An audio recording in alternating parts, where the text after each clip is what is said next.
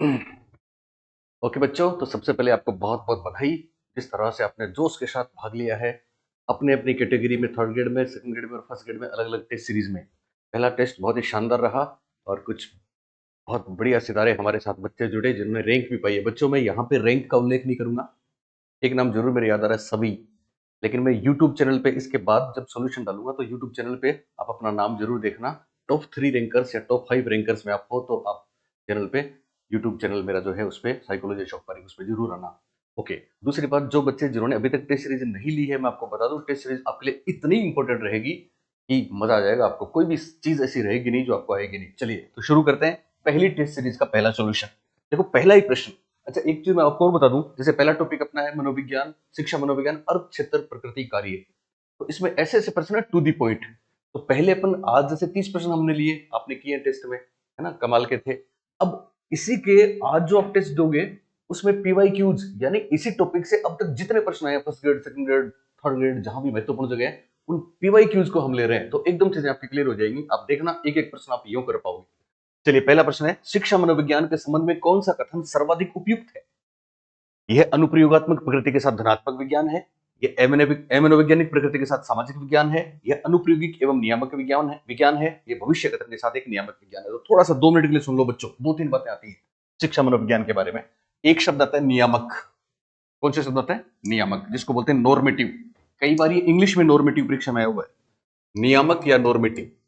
ध्यान देना, नियामक या नॉर्मेटिव क्या होता है तो समझ लें, अपने आप क्लियर हो जाएगा। नियामक या नॉर्मेटिव वो होता है जहां हम बात करते हैं आदर्श की, जहां हम बात करते हैं कैसा होना चाहिए, जहां हम बात करते हैं ओट टू बी की, ओट टू बी। ठीक है। एक होता है सकारात्मक। सकारात्मक शब्द हिंदी में, ध्यान देना, इंग्लिश में बोलते हैं पॉजिटिव। पॉजिटिव साइंस या पॉजिटिव, हिंदी में सकारात्मक है, सकारात्मक विज्ञान। ये क्या होते हैं? ये इसके जस्ट ऑपोजिट है। ये मान लो आप, ये है वास्तव में कैसा है, तो ये वास्तविक है। ये है वास्तविक, ये है as it is. As it is, जैसा है, जैसा है। अब ध्यान रखना, शिक्षा मनोविज्ञान एक बालक के व्यवहार का अध्ययन करता है, एजुकेशनल कॉन्टेक्स्ट में अध्ययन करता है। क्या वो इस बात का अध्ययन करता है कि बालक ऐसा है, या ऐसा है तो ऐसा क्यों है?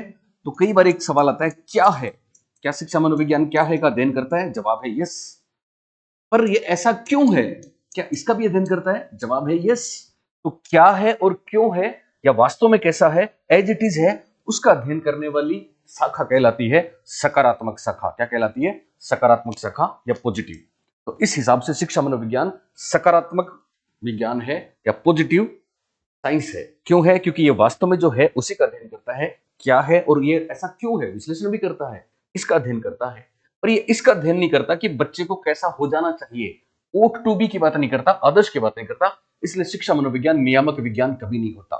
महत्वपूर्ण बात याद रखेंगे। लेकिन एक और महत्वपूर्ण बात, अगर आपको पूछ लें शिक्षा, एजुकेशन, आप जानते हैं शिक्षा क्या है? जवाब है शिक्षा हमेशा नियामक होता है। शिक्षा नियामक है। क्यों? क्योंकि शिक्षा एक बच्चे को समाज की जो एक्सपेक्टेशंस हैं, सोशल एक्सपेक्टेशंस हैं, समाज की जो प्रत्याशा है, आशा है, एक आदर्श नागरिक बनाना है। ठीक है। तो शिक्षा हमेशा नियामक की बात करेगी, आदर्श की बात करेगी, कैसा होना चाहिए उसकी बात करेगी।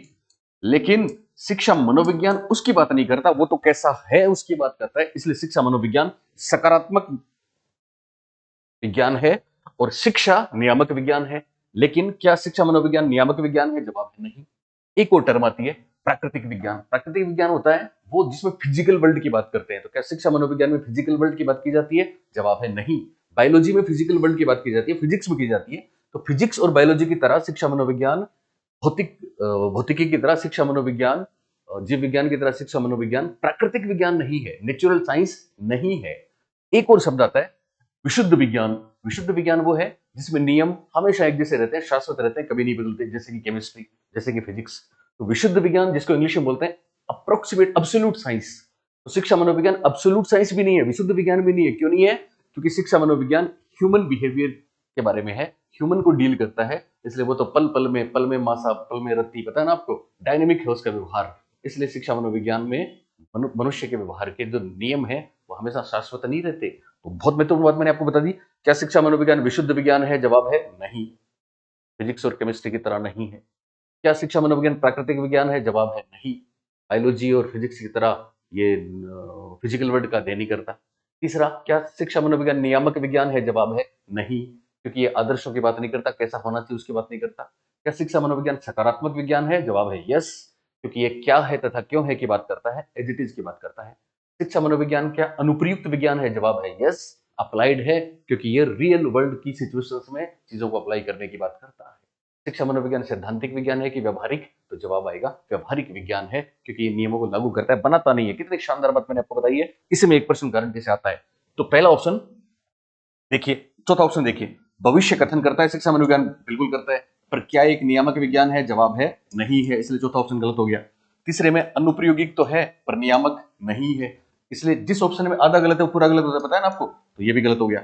ये अवैज्ञानिक प्रकृति है तो गलत हो गया, हालांकि सामाजिक विज्ञान तो है। क्या शिक्षा मनोविज्ञान सामाजिक विज्ञान है? यस, तो इसमें ये भी गलत हो गया। तीसरा गलत, चौथा गलत, दूसरा गलत। पहले में अनुप्रयोगात्मक प्रकृति का है, बिल्कुल है, अप्लाइड है।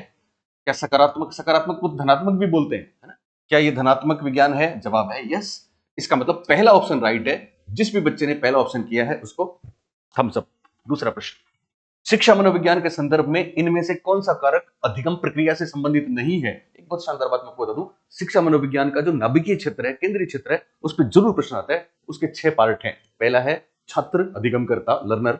छात्र में एक छात्र के ग्रोथ और डेवलपमेंट की बातें आएंगी, एक छात्र का मेंटल हेल्थ कैसा है उसकी बातें आएंगी, छात्र की एप्टीट्यूड, योग्यताएं क्या है, उसका चेतन अचेतन व्यवहार क्या है, उसकी तमाम बातें। तो एक छात्र के बारे में अंदर की जो बातें हैं उसको बोलते हैं अधिगमकर्ता, द लर्नर, पहला। दूसरा आएगा लर्निंग प्रोसेस, ये बहुत इंपॉर्टेंट है, अधिगम प्रक्रिया। अधिगम प्रक्रिया में अधिगम के नियम सिद्धांत तो आते ही हैं, साथ में अधिगम प्रक्रिया में वो तमाम संज्ञानात्मक क्षमताएं आती हैं जिसकी बात हम आपको बता चुके हैं। वो 12-13 चीज हमने आपको बताई ना, लर्निंग, चिंतन, तर्क, प्रत्यक्षीकरण, समस्या समाधान, मेमोरी, ये सारी की सारी बातें जिसमें आती है वो है अधिगम प्रक्रिया। अधिगम प्रक्रिया में संज्ञानात्मक क्षमताओं की बात होगी, साथ में अधिगम के नियम और सिद्धांतों की बात होगी, तो 2 हो गए। तीसरा है लर्निंग सिचुएशंस।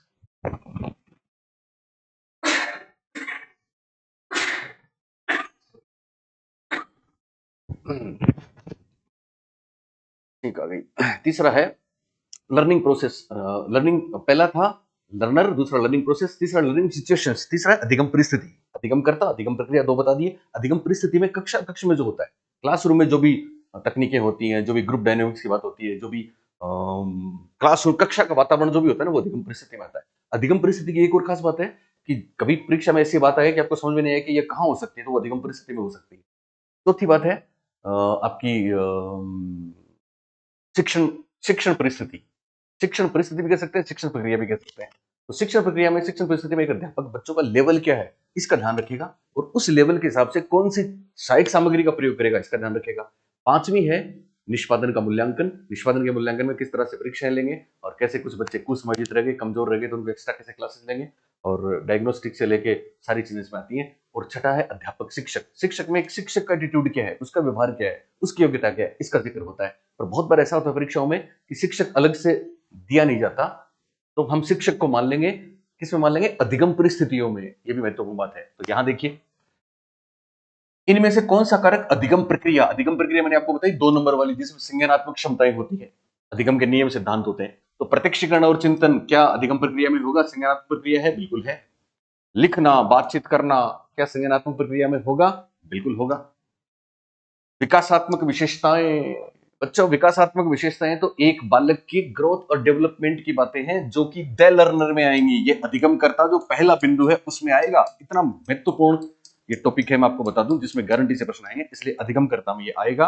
अधिगम के लिए अभिप्रेरणा, अधिगम के लिए प्रेरणा इसी में आ जाएगी, आ ही जाएगी, क्योंकि ये परिस्थिति में सारी बातें, प्रक्रिया में सारी बातें, जो एक्स्ट्रा है वो भी जोड़ सकते हैं हम। इसलिए विकासात्मक विशेषताएं ये सीधे सीधे अधिगम करता से संबंधित है, ये इसका राइट आंसर होगा। ओके, अभिप्रेरणा को हम परिस्थितियों में भी ले सकते हैं, ये आपको फिर बता दूं। नेक्स्ट, तीसरा प्रश्न है, कौन से मनोवैज्ञानिक के महत्वपूर्ण योगदानों पर शिक्षा मनोविज्ञान का इतिहास आरंभ होता है? जोहान हर्बर्ट, फ्रांसिस गाल्टन, जी स्टैनली फ्रोबेल। तो सही जवाब है Francis Galton. Sir Francis Galton कमाल के आदमी थे, इंग्लिश थे। फ्रांसिस गाल्टन की बहुत सी बातें आपने सुनी होगी। एक तरह की बहुत महत्वपूर्ण बुक है the hereditary genius. The hereditary genius 1869 में आई थी। हेरिडेटरी जीनियस पूरा लिखूंगा तो टाइम लग जाएगा। Hereditary genius. एक फ्रांसिस गाल्टन क्यों प्रसिद्ध है? एक फ्रांसिस गाल्टन प्रसिद्ध है यूजेनिक्स मूवमेंट के लिए, इन्होंने यूजेनिक्स शब्द पहली बार दिया था। एक इनकी बुक आई थी नेचुरल इनहेरिटेंस, और एक फ्रांसिस गाल्टन ने प्रत्यागमन का सिद्धांत दिया, लॉ ऑफ रिग्रेशन। तो इन कमाल की चीजों के अलावा फ्रांसिस गाल्टन एक और महत्वपूर्ण, ये जहां भी चीजें हैं इन सब में एक चीज झलकती है कि फ्रांसिस गाल्टन नेचर के पक्षधर थे, और नेचर नर्चर डिबेट को शुरू करने वाले, प्रकृति पोषण को शुरू करने वाले भी फ्रांसिस गाल्टन थे। और फ्रांसिस गाल्टन की ये सारी की सारी बातें मनोविज्ञान में एक अलग सा पूरा टॉपिक है, इंडिविजुअल डिफरेंसेस। इसलिए फ्रांसिस गाल्टन व्यक्तिक विभिन्नता के जनक भी माने जाते हैं। तो शिक्षा मनोविज्ञान का इतिहास आरंभ जिससे होगा वो फ्रांसिस गाल्टन होगा। हालांकि प्रथम शैक्षिक मनोवैज्ञानिक पूछे तो थॉर्नडाइक होंगे। फ्रोबेल किंडरगार्टन आप जानते हैं, स्टैनली होल्स एडोलसेंट वाले जानते हैं, एडोलसेंस वाले, हर्बर्ट की तो पंचपदी कौन नहीं जानता। नेक्स्ट, कक्षा शिक्षण में अध्यापक को अपना पाठ आरंभ करने से पहले किस चरण को प्राथमिकता देना सर्वाधिक उपयुक्त होगा? तो पूर्व में पढ़ाए गए पाठों पर मूल्यांकन के प्रश्न पूछना, ध्यान देना, अंतर है इनमें। पढ़ाए जाने वाले पाठ से संबंधित पूर्व ज्ञान के प्रश्न पूछना और पढ़ाए गए पाठ का निदानात्मक प्रश्न पूछना। तो यहां देखो, यहां भी इस ऑप्शन में पहले से पढ़ाई गई बात है, इस ऑप्शन में पहले से पढ़ाई गई बात है, ठीक है ना। और इसमें नए नए पे तो प्रश्न कैसे पूछेगा, अभी पढ़ाया ही नहीं है, इसलिए सही जवाब होगा, क्योंकि ये डायग्नोस्टिक टेस्ट होता है। बाकी वाला ये होगा आपका प्रिपरेशन प्रस्तावना, यानी अब जो पढ़ाएंगे ना उससे संबंधित। पहले तो पता नहीं क्या क्या पढ़ा दिया, तो उनके सारे प्रश्न पूछोगे तो बिखर गया। रेडी टू लर्न थोड़ी होगा, रेडी टू लर्न इस टॉपिक के लिए होगा, इसलिए इस टॉपिक के बारे में प्रश्न पूछेंगे। नेक्स्ट,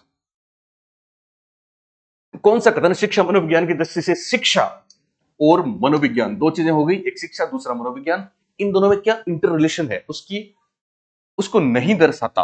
पहला ऑप्शन देखिए, शिक्षा मनोविज्ञान मनोविज्ञान की एक शाखा है, बिल्कुल एक शाखा है साहब, जो शैक्षिक परिवेश या शैक्षिक वातावरण में व्यक्ति के व्यवहारों का अध्ययन करती है, बिल्कुल करती है, तो पहली बात बिल्कुल सही है। दूसरी बात, मनोविज्ञान व्यवहार का वस्तुपरक विज्ञान है, जबकि शिक्षा मनोविज्ञान व्यवहार को मनोवांछित दिशा में परिवर्तित करने की प्रक्रिया है। यह बात बिल्कुल सही है, हालांकि ओट टू वाली बात यहां पे नहीं आएगी, ध्यान रखना।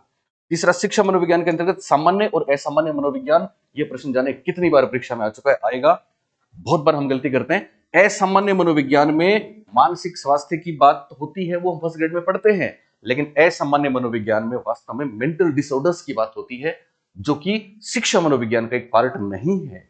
हम कॉमन बातें जरूर पढ़ लेते हैं, लेकिन स्किज़ोफ्रेनिया की बात हम यहाँ पे शिक्षा मनोविज्ञान के क्षेत्र में नहीं करते, क्योंकि वो अलग से क्लिनिकल साइकोलॉजी उसके लिए बना हुआ है। इसलिए असामान्य मनोविज्ञान जहां भी आ जाए आप बोलना शिक्षा मनोविज्ञान से बाहर है। तो बहुत महत्वपूर्ण प्रश्न है। चौथा, शिक्षा मनोविज्ञान के अंतर्गत शैक्षिक परिस्थितियों से संपन्न होने वाली शिक्षण अधिगम प्रक्रियाओं को सम्मिलित किया जाता है, बिल्कुल है। तो थर्ड ऑप्शन राइट है।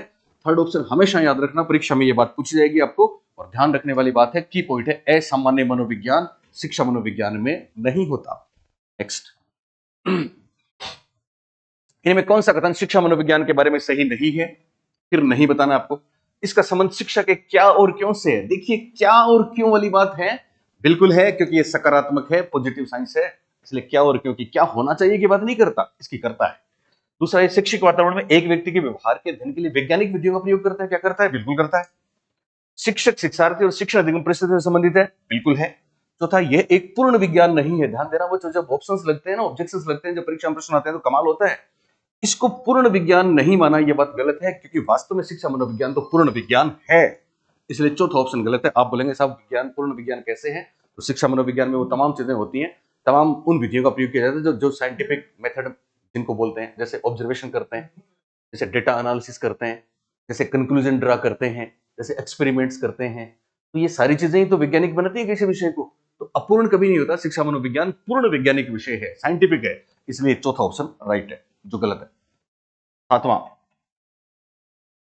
शिक्षक मनोविज्ञान के क्षेत्रों में शामिल है, देखो, अधिगम करने वाला, अधिगम करता, द लर्नर, अधिगम की प्रक्रिया लर्निंग प्रोसेस, जिसमें संज्ञानात्मक चीजें शामिल है, अधिगम की स्थिति परिस्थिति क्लासरूम की बातें शामिल है। इसके अलावा क्या है? शिक्षण की प्रक्रिया या शिक्षण की स्थिति पांचवा, मूल्यांकन छठा, और शिक्षक सातवां, लेकिन समाज कहीं नहीं है। अब इसमें ऑप्शंस आपने देखे होंगे, तो 2 3 4 जहां पे है वो राइट ऑप्शन है, राइट आंसर है 2 3 4। नेक्स्ट, शिक्षा मनोविज्ञान की विषय वस्तु की व्याख्या के लिए उपयुक्त है, देखो ये प्रश्न भी आया था। तो निश्चयात्मकता, संभावनापूर्ण, पूर्वनीयता, विकासशीलता परीक्षा में जहां भी शब्द आ जाए आपको करना है, क्योंकि डेली नए नए रिसर्च होते हैं और वो जुड़ते रहते हैं, इसलिए विकासशीलता इन सबसे बेहतर है। हालांकि ये संभावनापूर्ण और पूर्वनीयता वगैरह हो सकते हैं, पर ये बेस्ट आंसर है। नेक्स्ट, अध्यापक की अभिवृत्ति और व्यवहार, यहां देखिए ये प्रश्न मैंने क्यों लिया, परीक्षा में आया हुआ है। अध्यापक की अभिवृत्ति और व्यवहार शिक्षा मनोविज्ञान के कौन से क्षेत्र से संबंधित है? तो अध्यापक से संबंधित है, पर अध्यापक ऑप्शन में नहीं है। क्या वो अधिगमकर्ता से संबंधित है? नहीं है। क्या अधिगम प्रक्रिया जिसमें संज्ञानात्मक प्रक्रियाओं की बात होती है? नहीं है। शिक्षण प्रक्रिया और अधिगम परिस्थिति, इनमें से हमको चुनना है। तो मैं आपको बता चुका हूं, अधिगम परिस्थिति में अध्यापक को शामिल कर लेंगे, क्योंकि अध्यापक अलग ऑप्शंस में नहीं था। पर वास्तव में अध्यापक शिक्षा मनोविज्ञान के केंद्रीय क्षेत्र में है कि नहीं? जवाब है यस। ऐसा प्रश्न आया है परीक्षा में। शिक्षा मनोविज्ञान के क्षेत्र के संदर्भ में कौन सा कथन सर्वाधिक उपयुक्त है? ओके, बहुत बढ़िया प्रश्न है। इसका क्षेत्र सामान्य मनोविज्ञान की तुलना में व्यापक है। क्या यह सामान्य मनोविज्ञान से बड़ा है? इसका क्षेत्र सामान्य मनोविज्ञान की तुलना में सीमित है। क्या यह सीमित है? इसका क्षेत्र सामान्य मनोविज्ञान के क्या बराबर है? इसका क्षेत्र सामान्य मनोविज्ञान की तुलना में व्यापक और कभी सीमित है। तो मैं आपको बता दूं, दो चीजें याद रखना। एक तो अभी मैंने आपको बताया, असामान्य मनोविज्ञान कभी भी शिक्षा मनोविज्ञान के साथ नहीं जुड़ेगा। अब सामान्य मनोविज्ञान, तो एक ऐसा प्रश्न आता है कि शिक्षा मनोविज्ञान किसका भाग है, सामान्य मनोविज्ञान का या मनोविज्ञान का? तो इसका जवाब आएगा शिक्षा मनोविज्ञान मनोविज्ञान का भाग है। सामान्य मनोविज्ञान तो शिक्षा मनोविज्ञान की तरह ही एक ब्रांच है, इसलिए सामान्य मनोविज्ञान अलग ब्रांच है और शिक्षा मनोविज्ञान अलग ब्रांच है। पर सामान्य मनोविज्ञान एक वाइड एस्पेक्ट में चीजों को देखता है, ह्यूमन व्यवहार के सभी एस्पेक्ट को देखता है, जैसे सोशल बिहेवियर को देखता है। सामान्य मनोविज्ञान में इसके अलावा कुछ बहुत सी चीजें आती हैं जो बहुत डीपली हम पढ़ते हैं, जैसे अटेंशन, संज्ञानात्मक क्षमताओं की बात करें, प्रत्यक्षीकरण के बारे में पढ़ते हैं सामान्य मनोविज्ञान में, अटेंशन के बारे में पढ़ते हैं सामान्य मनोविज्ञान में। हालांकि मोटिवेशन के बारे में, इमोशन के बारे में हम शिक्षा मनोविज्ञान में भी पढ़ते हैं, उनको सामान्य मनोविज्ञान में भी पढ़ते हैं। लेकिन एक फर्क है, ध्यान देना, कभी भी ऐसा आएगा आपके सिलेबस में भी कि अभिप्रेरणा, ऐसा आएगा अभिप्रेरणा का सीखने में क्या योगदान है। हम शिक्षा मनोविज्ञान में इतना ही पढ़ते हैं, पर सामान्य मनोविज्ञान में तो कंप्लीट मोटिवेशन पढ़ते हैं, सामान्य मनोविज्ञान में तो कंप्लीट परसेप्शन पढ़ते हैं, सामान्य मनोविज्ञान में तो पूरा सिस्टम कंप्लीट पढ़ते हैं। इसलिए सामान्य मनोविज्ञान शिक्षा मनोविज्ञान की तुलना में व्यापक है। हालांकि शिक्षा मनोविज्ञान सामान्य मनोविज्ञान का भाग नहीं है, बल्कि किसका है? मनोविज्ञान का भाग है। ये ध्यान रखना परीक्षा में। तो इसका क्षेत्र सामान्य मनोविज्ञान की तुलना में सीमित है। ये वाला राइट आंसर था। ये गारंटी से ऐसे प्रश्न हूबहू पेपर में छपेंगे, और खुशनसीबी है हमारी कि हम आपको पढ़ा रहे हैं और आपकी कि आप हमसे पढ़ रहे हैं। आप जो ऐप वाले बच्चे हो ना, आपको हमने फ्री टेस्ट सीरीज दी है, तो कम से कम अब तो आपकी जिम्मेदारी बनती है कि पूरे राजस्थान में भूचाल धमाल उठा दो। ये होती है टेस्ट सीरीज, ये तो शेयर करोगे आप। हमने आपके लिए इतना सोचा, आप अगर ईमानदारी से मानते हैं कि हम आपके लिए बेहतर कर रहे हैं, एकदम फ्री ऑफ कॉस्ट हमने आपको दिया है जो विद्यासागर से जुड़ा है। तो फिर बच्चों, आपकी भी जिम्मेदारी बनता है कि टेस्ट बनती है कि टेस्ट, और आप बोलेंगे सब कंपटीशन, कोई कंपटीशन नहीं होगा। आप तो डिटेल में हमसे पढ़ चुके हैं ये चीजें, और फिर ये कर रहे हैं, ठीक है ना। और कौन जाने कोई गरीब अगर इससे कोई फायदा उठा ले, तो फिर ऊपर वाला आपको डोपामाइन रिलीज होगा, आपके सेरोटोनिन, ऑक्सीटोसिन काम करेंगे ना, आपके खुशियां मिलेंगी आपको। इसलिए प्लीज सबको शेयर करो टेस्ट सीरीज क्या है, और पूरे राजस्थान को पता लगना चाहिए टेस्ट सीरीज क्या है। ये मैं आपको रिक्वेस्ट करता हूं। चलिए, व्यवहारवाद मनोविज्ञान को क्या बनाता है? प्रवृत्ति, विज्ञान, विशेषता, कौशल। जवाब है विज्ञान। फिर वही वाली बात है, व्यवहारवाद मनोविज्ञान को विज्ञान इसलिए बनाता है कि व्यवहारवाद भी साइंटिफिक अप्रोच की बात करता है। व्यवहारवाद भी ऑब्जर्वेशनल चीजें हैं, ऑब्जर्व की बात करता है। व्यवहारवाद भी इसकी बात करता है कि किस तरह से भविष्यवाणी की जा सकती है। जैसे विज्ञान में निष्कर्ष निकाले जाते हैं, व्यवहारवाद भी निष्कर्ष निकालता है। तो व्यवहारवाद मनोविज्ञान को विज्ञान बनाता है। यहां अगर व्यवहारवाद की जगह दूसरा कोई टर्म आता तो भी विज्ञान ही होता, कि हर स्कूल अपने आप में साइंस है। नेक्स्ट, कौन सा शिक्षा मनोविज्ञान का केंद्रीय क्षेत्र नहीं है? ये जो 6 पॉइंट मैंने आपको बताए थे ना, केंद्रीय क्षेत्र में आते हैं वो, ठीक है। तो सीखने की स्थिति तो है, प्रक्रिया भी है, अधिगमकर्ता भी है, सीखने का स्टेटस नहीं है। जब ये प्रश्न आया तो आप परीक्षा में यूं करोगे इसको। नेक्स्ट, शैक्षिक प्रक्रिया में मुख्य तत्व है, और जिन्होंने कोर्स ले रखा है उनके लिए तो ये कमाल का होगा। शैक्षिक प्रक्रिया में मुख्य तत्व क्या है? अधिगमकर्ता, शिक्षक, अधिगम अनुभव। तो जिसमें सबसे ज्यादा है अधिगमकर्ता भी हो गया, देखो, शिक्षक 2, अधिगम अनुभव 3, अधिगम प्रक्रिया 4, अधिगम परिस्थितियां 5, और अध्यापक, माफ करें, इसमें मूल्यांकन 6। तो इसमें जो सबसे ज्यादा चीज है, यही आंसर परीक्षा में माना गया था, और यही आंसर हम मानेंगे। ओके, अधिगम अधिगम परिस्थितियां। ओके, नेक्स्ट, शिक्षा मनोविज्ञान का महत्व है विकासात्मक विशेषताओं को समझने में, अधिगम की प्रकृति को समझने में, व्यक्तिगत विभिन्नताओं को समझने में। सभी विकल्प सही हैं, राइट आंसर। नेक्स्ट, अभी मेरी लाइव क्लास है, इसलिए मैं थोड़ा सा जल्दी हूं, आगे चलेंगे तो बहुत डीपली हर चीज को पढ़ेंगे अपन। बहुत टाइम पड़ा है, थर्ड ग्रेड में, सेकंड ग्रेड में, फर्स्ट ग्रेड में। ओके, निम्न में कौन सा शिक्षा मनोविज्ञान का कार्य नहीं है? और फिर मैं जब टीचिंग मॉडल्स कराऊंगा फर्स्ट ग्रेड के अलग से सेपरेट, ये सेपरेट चलेंगी। जैसे जैसे आपके पहला टॉपिक सबके कॉमन था, इसलिए हमने कॉमन बनाया है, सबकी सेपरेट चलेगी बच्चों, सेपरेट रैंक निकालेंगे। निम्न में कौन सा शिक्षा मनोविज्ञान का कार्य नहीं है? अधिगमकर्ता को जानना, क्या बच्चे को जानना कार्य है? बिल्कुल है। विषय वस्तु का चयन और संगठन करना, सीखने की प्रविधियों के लिए सलाह देना, असामान्य मनोविज्ञान वाले व्यक्तियों को समझना। तो ये बिल्कुल है, ये बिल्कुल है, ये बिल्कुल है, क्योंकि आपको हम बता चुके हैं एक क्लू, असामान्य मनोविज्ञान आ जाए तो शिक्षा मनोविज्ञान में शामिल नहीं होगा, लिहाजा right answer option number 4। Next, शिक्षा मनोविज्ञान किसका व्यवहारिक रूप है? देखिए आगे ना वो बात, बाल मनोविज्ञान का, समाज मनोविज्ञान का, सामान्य मनोविज्ञान का या फिर मनोविज्ञान का? तो कंफ्यूजन होता है यहाँ सामान्य मनोविज्ञान और मनोविज्ञान में। हमको किसके साथ जाना है? मनोविज्ञान के साथ जाना है, क्योंकि सामान्य विज्ञान तो खुद मनोविज्ञान का एक पार्ट है, जैसे कि शिक्षा मनोविज्ञान है। नेक्स्ट, शिक्षा में मनोवैज्ञानिक प्रकृति को प्रारंभ करने का श्रेय किस विद्वान को दिया जाता है? John Dewey, John Locke, Froebel, Rousseau. Rousseau कमाल की शख्सियत हुई है। रूसो के बारे में बहुत प्रश्न आते हैं। रूसो की एक बुक आई है, आपने देखी होगी, द एमाइल, है ना? एमिल भी बोलते हैं, एमिली भी बोल देते हैं, एमाइल भी बोलते हैं। दरअसल ये एक बुक है जिसमें काल्पनिक पात्र है, एक स्टूडेंट है, एमाइल या एमिल, एक लड़का है ना? और ये लड़का क्या करता है, इस लड़के की 5 स्टेजेस बताई हैं। ये एमाइल जो किताब लिखी थी, ये 1762 में आई थी। जॉन जैक्स रूसो कमाल के इंसान थे, जेनेवा, फ्रांस। तो इन्होंने बुक लिखी एमाइल, जो काल्पनिक पात्र है, ये मेल है। एमाइल क्या है? मेल है, एक लड़का है जो बाद में किशोर होता है, बाद में बड़ा होता है, शादी भी करता है। तो ये अमाइल जो है, इसकी 5 जो स्टेज हैं उस पर उन्होंने बात करी है। साथ में अमाइल की जो लवर है जिससे वो बाद में शादी करता है, उसका नाम है सोफी। मैं आपको बता दूं, परीक्षा में ये भी प्रश्न आ चुका है कि एमाइल और सोफी कौन थे? तो एक काल्पनिक पात्र थे एमाइल बुक के, और ये बुक लिखी थी रूसो ने। और इस बुक में रूसो ने बताया था कि लर्निंग इज नेचुरल, मतलब प्राकृतिक चीजों से सीखो। हैंड्स ऑन एक्टिविटी की बात उस जमाने में कर दी थी। तो फिर ये मनोवैज्ञानिक प्रकृति की बात करने वाले रूसो थे। ये तमाम चीजें मैं इनकी बता चुका हूं आपको। फ्रोबेल किंडरगार्टन वाले हैं, जॉन लोक टेबुला रासा वाले हैं, एम्पिरिसिज्म से एसोसिएट है। जॉन डीवी की तो कमाल की चीजें आप जानते ही हैं। John Dewey learning by doing के लिए जाने जाते हैं। जॉन डीवी प्रयोजनवाद, प्रेगमेटिज्म, रियल वर्ल्ड एक्सपीरियंसेस को शामिल करने के लिए जाने जाते हैं। और जॉन डीवी ने स्कूलों को लैब की संज्ञा दी थी। और जॉन डीवी ने संपूर्ण शिक्षण प्रक्रिया को कितने भागों में बांटा था, आप जानते ही हो। नेक्स्ट, टेबुला रासा किससे संबंधित है? तो टेबुला रासा देने वाले थे जॉन लोक, और उन्होंने बोला था, एक्चुअली जॉन लोक ने एक वर्ड यूज किया था, और वो वर्ड था व्हाइट पेपर, जिसको हम ब्लैंक पेपर बोलते हैं, है ना? तो जॉन लोक ने ये बोला, क्या बोला कि साहब, जब बच्चा जन्म लेता है तो उसका माइंड एकदम खाली रहता है, कोरा कागज रहता है, मोम की वो तख्ती है जिसपे हम जो चाहे वो आकृति उकेर दें। सब कुछ वो बाद में एक्सपीरियंस और अनुभवों से सीखता है। दुनिया में आने के बाद इनेट कुछ नहीं होता, माँ के पेट से कुछ लेके नहीं आता। हालांकि पियाजे ने बोला है कि आप गलत कह रहे हो, बच्चा तो बहुत कुछ लेके आता है, रिफ्लेक्सेस लेके आता है, और बच्चा खुद ही अपने दिमाग में ज्ञान का निर्माण करता है। ये रचनावादी है। तो रचनावादियों ने, कंस्ट्रक्टिविस्ट अप्रोच वालों ने खंडन किया, लेकिन उन्होंने टेबुला रासा दे दिया। ये थे जॉन लोक। और जॉन लोक की टेबुला रासा का मतलब होता है खाली टेबल, खाली स्लेट। तो यहाँ पे खाली स्लेट हम करते हैं जनरली, क्योंकि ब्लैंक व्हाइट पेपर बोला ना उन्होंने, व्हाइट पेपर बोला उन्होंने। वैसे जो शब्द आया है टेबुला रासा, उसमें टेबुला का मतलब होता है टेबलेट, ये बात महत्वपूर्ण है। और रासा का मतलब स्क्रेप, स्क्रेप टेबलेट का लेटिन वर्ड है ये, ठीक है।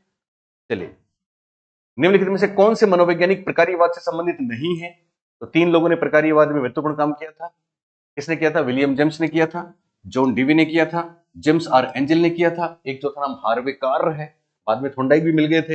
ये लोग प्रकार्यवादी हैं। प्रकार्यवाद फंक्शनलिज्म मनोविज्ञान का दूसरा स्कूल है, जो कि जॉन डीवी ने एक शोध पत्र दिया था 1896 में, तब ये अस्तित्व में आया था। इससे पहले वुंट ने अपने शिष्य टीचर के साथ मिलकर 1879 लिप्जिंग में चालू कर दिया था मनोविज्ञान का पहला स्कूल, और वो था स्ट्रक्चरलिज्म, संरचनावाद, जिसको कार्नेल विश्वविद्यालय में 1892 में औपचारिक रूप से एडवर्ड बी टीचनर ने शुरू किया था। तो ईबी टीचनर है संरचनावादी। ये संरचनावाद आपका कंस्ट्रक्टिविज्म नहीं है, बल्कि ये स्ट्रक्चरलिज्म है। स्ट्रक्चरलिज्म वाला संरचनावाद दिया था टीचनर में, जिसमें ये मानते थे कि साहब हमारी जो चेतना है वो उसके एलिमेंट्स, तत्वों का अध्ययन करिए। इनर मेंटल प्रोसेस है, उसके तत्व क्या है, माइंड वास्तव में क्या है, उसका अध्ययन करना है, स्ट्रक्चर का अध्ययन करना है। लेकिन प्रकार्यवादियों ने स्ट्रक्चरलिज्म को के विरोध में प्रकार्यवाद दिया। प्रकार्यवादियों ने कहा कि साहब हम माइंड क्या है इसका अध्ययन नहीं करेंगे, माइंड के पार्ट्स क्या है, एलिमेंट्स क्या है, इसका अध्ययन नहीं करेंगे, बल्कि माइंड वर्क कैसे करता है, हमारा मेंटल प्रोसेस काम कैसे करता है, व्यवहार कैसे करता है, और ये व्यवहार एक्सटर्नल वर्ल्ड के साथ अडेप्टेशन के लिए होता है। जैसे ये उनसे आपके डार्विन से प्रभावित थे। जैसे उन्होंने बोला ना कि सब अनुकूल करना है, इवोल्यूशन करना है, फिटेस्ट सर्वाइवल कैसे जीवन में कैसे सर्वाइव करते हैं। तो लोगों के साथ किस तरह से हम अपने आप को अडिप्ट करें, क्या करें, अडिप्ट करें, समायोजित करें, इसके लिए हमारा दिमाग किस तरह से काम करता है, हाउ इट वर्क्स, ये है प्रकार्यवाद, फंक्शंस। और विलियम जेम्स ने यहाँ पे कॉन्शियस की स्ट्रीम की बात करी थी, प्रवाह है नदी का, चेतना। तो चेतना के तत्वों की बात करने वाले थे टीचनर, जिनका था संरचनावाद, स्ट्रक्चरलिज्म। और चेतना किस तरह से कार्य करती है, इसमें तीनों लोग थे, James, Dewey, Angell, Harvey Carr. इन्होंने दिया था प्रकार्यवाद, जिसको इंग्लिश में बोलते हैं फंक्शनलिज्म। एक और बात मैं आपको बता दूं बच्चों, कि चाहे विलियम जेम्स की बात करें या फिर वुंट और टीचनर की बात करें, इन्होंने सबने ही मनोविज्ञान को चेतना का विज्ञान तो बोला था, ठीक है ना। मनोविज्ञान चेतना का विज्ञान है, इसके पक्ष में टीचनर भी हैं और विलियम जेम्स भी हैं, विलियम वुंट भी हैं।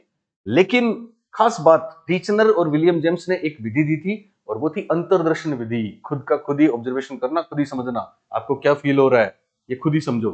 ये विलियम वुंट ने दी, और फिर टीचनर साथ में रहे। तो ये संरचनावाद की पहली अंतर्दर्शन विधि, इंट्रोस्पेक्शन मेथड थी।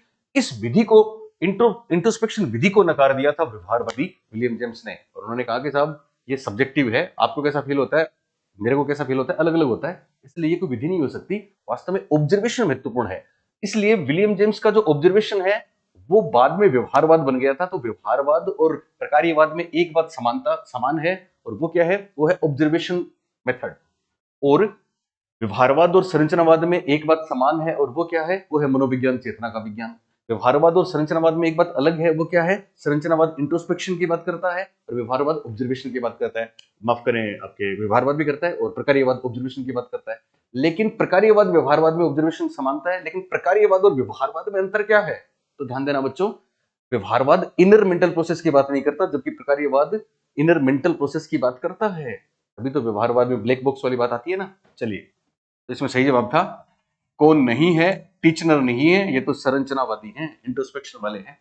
प्रिंसिपल ऑफ साइकोलॉजी बहुत प्रसिद्ध किताब है, 1890 में आई थी, विलियम जेम्स ने लिखी थी। विलियम जेम्स एबिंगहास का तो वो स्टेटमेंट बहुत कमाल का है कि साइकोलॉजी हैज